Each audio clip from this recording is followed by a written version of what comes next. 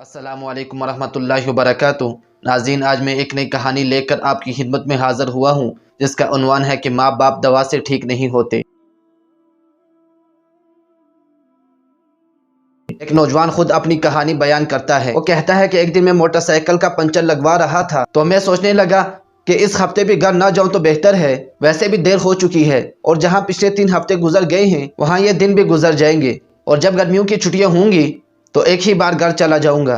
وہ کہتا ہے کہ میں روڈ پر کھڑا ہو کر یہی سوچ رہا تھا کہ میں نے ایک 15-16 سال کے نوجوان کو دیکھا کہ وہ عجیب نظروں سے مجھے دیکھ رہا تھا، کہ جیسے وہ مجھ سے کوئی ضروری بات کرنا چاہ رہا ہو، لیکن رش زیادہ ہونے کی وجہ سے وہ دور ہی کھڑا تھا۔ جب میری بائک کا پنچر لگ گیا تو میں نے دکاندار کو 1000 روپے کا نوٹ دیا تو اس نے 100 روپے کاٹ کر باقی پیسے مجھے واپس کر دیے۔ میں جو ہی موٹر سائیکل پر سوار ہو کر شہر کی طرف واپس مڑنے لگا تو وہ نوجوان تیزی سے میرے پاس آیا اور کہنے لگا کہ بھائی جان، مجھے مدد کی ضرورت ہے، میں گھر سے مزدوری کرنے آیا تھا لیکن مجھے کوئی مزدوری نہ ملی، جس کی وجہ سے میرے پاس واپسی کا کرایہ بھی نہیں ہے، کیا آپ مجھے واپسی کا کرایہ دے دیں گے؟ میں نے ایک نگاہ اس پر ڈالی تو اس نے ایک سادہ سا لباس پہنا ہوا تھا اور جوتے بھی سیمنٹ سے بھرے ہوئے تھے، جس سے میں نے اندازہ لگا لیا کہ یہ سچا ہے۔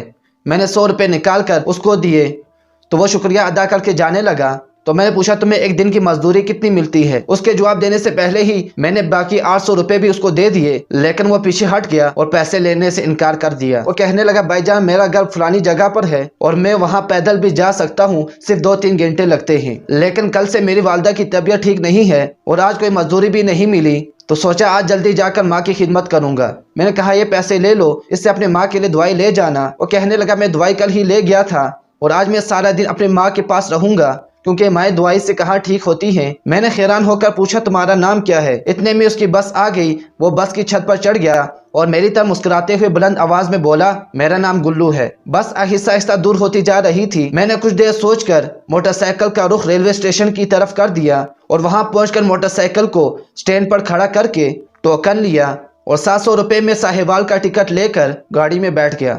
سارا دن سفر کرنے کے بعد جب میں اپنے گھر کے دروازے سے اندر داخل ہوا تو سامنے صحن میں چارپائی پر امی جان سر پر کپڑا باندھے ہوئے لیٹی تھی۔ میرا بڑا بھائی چمچ میں انہیں دوائی پلا رہا تھا۔ مجھے دیکھتے ہی امی جان اٹھ کر کھڑی ہو گئی اور اونچی آواز میں کہنے لگی میرا پتر خیر سے گھر آ گیا ہے، اس لیے اب میں بالکل ٹھیک ہوں۔ یہ سن کر میری آنکھوں میں آنسو آ گئے اور میں دوڑ کر ان کے سینے سے جا لگا۔ اس دوران بس کی چھت پر کھڑے گلو کا مسکراتا ہوا چہرہ میری آنکھوں کے سامنے آ گیا اور میں سمجھ گیا کہ اس نے مجھے پیسے واپس کیوں کر دیے۔